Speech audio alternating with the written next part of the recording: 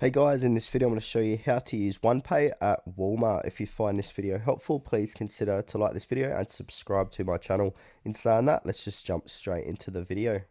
Alright, the first thing what we need to do is set up Onepay wallet. So download the Onepay app on your phone, then sign in and create your account.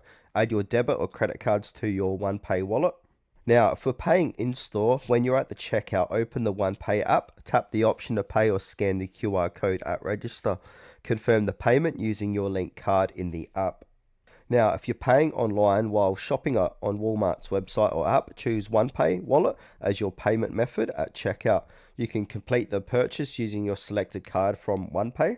And now doing this, you will receive some benefits. So you can earn reward points when using Onepay at Walmart. Points can often be redeemed for discounts or cashback. Onepay may offer bonuses for your first purchase as well, so keep an eye out for that. And here are some additional features as well. So Onepay lets you add multiple cards to your wallet. It works for contactless payments, making checkout faster. You can manage your cards and finances all from the Onepay app.